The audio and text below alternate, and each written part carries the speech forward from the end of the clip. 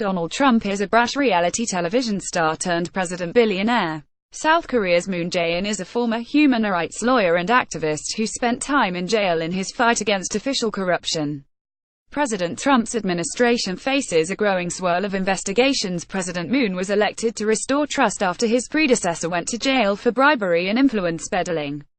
That's not to say the US and Korean leaders don't have lots to discuss in Seoul in the days ahead. But with worldviews every bit as divergent as their personal stories, humankind should tamp down expectations of anything notable happening.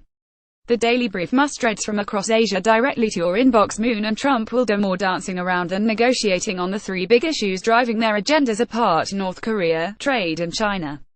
Differences over Kim Jong-un's provocations are well known. Moon wants to talk, resurrecting former President Kim Dae-jung's sunshine policy.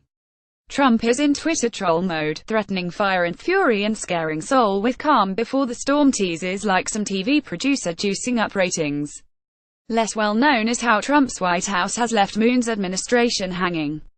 Seoul's decision to host US-designed terminal high-altitude area defense THAAD systems enraged China's Xi Jinping.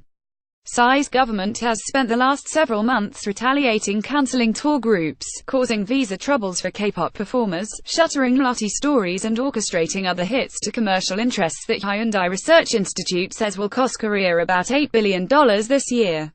All the while, Trump's White House has been disturbingly silent. That's unfortunate, considering Seoul is taking hits partly for Washington.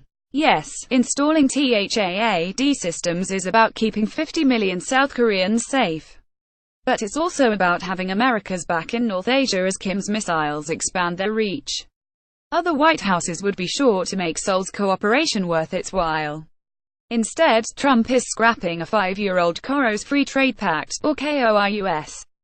Negotiations on KORUS began under President George W. Bush and got ratified by Barack Obama in 2012. Now it's in limbo as Trump pushes to renegotiate. It's of a piece with his passion for reneging on deals: Trans-Pacific Partnership, Paris Climate Change Pact, the Iran nuclear agreement, you name it. Just as with Shinzo Abe's Japan, Trump thinks Moon's people are taking advantage of America. "We're getting destroyed in Korea," Trump said in April. He's also called it a horrible deal. It was a Hillary Clinton disaster, a deal that should have never been made. Given Trump's belief that KORUS is a one-way street, how could Moon expect ASEAN's number 4 economy to emerge from any renegotiation unscathed? The best-case scenario is for Moon to turn on the charm and make Trump's visit as quick and painless as possible. Finally, there's China. After 9+ months of Trumpian chaos, most Asian leaders are hoping January 2021 comes quickly, and unpreceded by major calamity. A new wrinkle, though, is that Xi just extended Moon an olive branch. Beijing and Seoul just agreed to move beyond the THAAD spat, news that boosted South Korean stocks.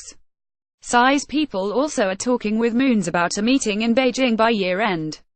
China may have engineered this as a slight aimed at Prime Minister Abe, which in turn could open the door for a possible Xi visit to Japan. That might be an opportunity to increase trade flows with ASEAN's biggest economy as Trump tightens the vice from the other direction. China will necessitate quite the balancing act from Moon and Trump, who will fly directly from Seoul to Beijing on Wednesday. But he'd be wise to shore up the US-Korea alliance first. Moon's strategy appears to be flattery. Trump will be lavish with a first state visit for a US leader in 25 years, full military honors, National Assembly speech, gala dinner, cultural performances. Trump would be wise to return the favor. He will find in the months and perhaps years ahead that Washington needs Seoul just as much as Seoul needs Washington. Continue reading.